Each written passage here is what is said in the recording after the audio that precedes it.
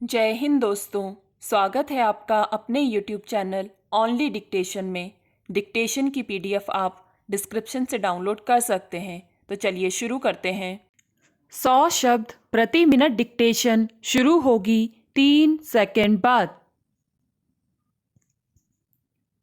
मान्यवर केंद्रीय मंत्रिमंडल ने आज उत्तर प्रदेश में राष्ट्रपति शासन की अवधि 17 अप्रैल से 6 महीने तक के लिए और बढ़ाने का फैसला किया है। विश्वस्त सूत्रों के अनुसार आज यह जानकारी दी गई है कि उत्तर प्रदेश में राष्ट्रपति शासन की वर्तमान 6 महीने की अवधि 16 अप्रैल को समाप्त होने जा रही है। उच्चतम न्यायालय में यह मामला लंबित है, इसलिए इस मामले को ध्यान में रखते हुए मंत्रिमंडल ने यह फैसला किया है। आपको पता ही होगा कि इलाहाबाद उच्च न्यायालय राज्य में राष्ट्रपति शासन लागू करने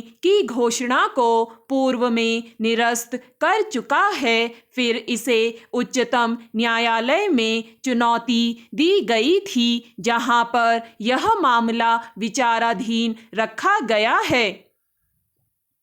उच्चतम न्यायालय ने इलाहाबाद उच्च न्यायालय के फैसले पर रोक लगाते हुए केंद्र सरकार को निर्देश दिया था कि वह उत्तर प्रदेश विधानसभा को भंग न करके वहां सरकार के गठन की संभावना का पता लगाए। उत्तर प्रदेश में राष्ट्रपति शासन की अवधि बढ़ाने का प्रस्ताव कल सदन में पेश किया जा सकता है और यह बड़े खेद की बात है कि संसद का सत्र 20 मार्च से 1 महीने के लिए स्थगित होने जा रहा है। इसलिए मंत्रिमंडल ने इसी बात को ध्यान में रखते हुए राज्य में राष्ट्रपति शासन की अवधि बढ़ाने का फैसला आज ही कर लिया है। सूत्रों के अनुसार यदि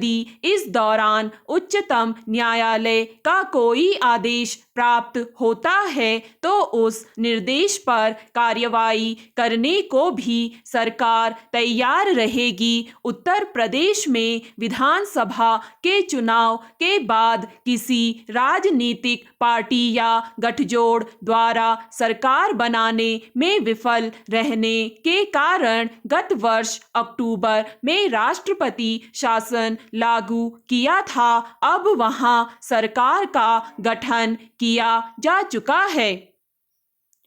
आज रक्षा मंत्री ने कहा कि देर सबेर भारत और चीन को परमाणु शक्ति से जुड़े मुद्दों पर आपसी विश्वास का माहौल पैदा करने की दिशा में बातचीत करनी चाहिए। इस सिलसिले में परमाणु परीक्षण के बाद से दोनों के बीच बातचीत में कुछ ठहराव आ गया था। इसी ध्येय को लेकर चीन के साथ कुछ प्रारंभिक बातचीत शुरू करने पर विचार विमर्श चल रहा है। उन्होंने इस बारे में कहा है कि हमारी मूल चिंता का विषय भारत की भौगोलिक और राजनीतिक स्थिति है। इसी मुद्दे पर चीन और पाकिस्तान के सामरिक संबंध इस विषय के दायरे में मापे जाने चाहिए। भारत और पाकिस्तान के बीच हुई वार्ता लंबी खिंच जाने से हमको निराश होने की जरूरत नहीं है, बल्कि दोनों पक्षों की ओर से बातचीत शुरू किया जाना एकमात्र सराहनीय कदम होगा। अमेरिका भी भारत से कुछ निश्चित अपेक्षाएं रखता है जिन्हें स्वीकार नहीं किया जा सकता। जिस चीज में हमारा हित न हो उसको अस्वीकार किया जाना चाहिए। भारत एक बहुत बड़ा देश है। यह किसी भी हालत में किसी से कमज़ोर पड़ने वाला नहीं है। हमारे देश के अंदर बहुत शक्तिशाली देश बनने की सभी क्षमता और संभावना मौजूद है।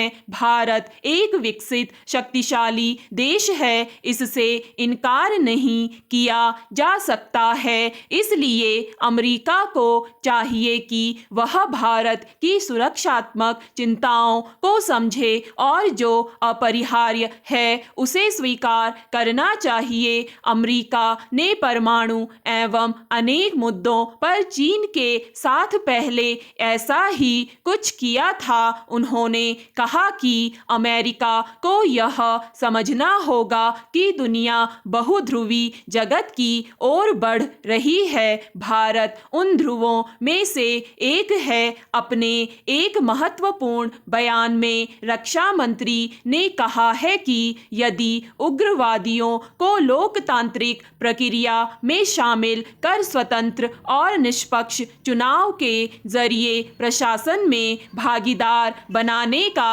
अवसर दिया जाए तो कुछ स्थानों पर इस विवाद का एक राजनीतिक समाधान खोजा जा सकता है। स्टॉप। दोस्तों, अगर आपको ये डिक्टेशन पसंद आए तो लाइक करें, सब्सक्राइब करें और अपने दोस्तों के साथ भी शेयर करें।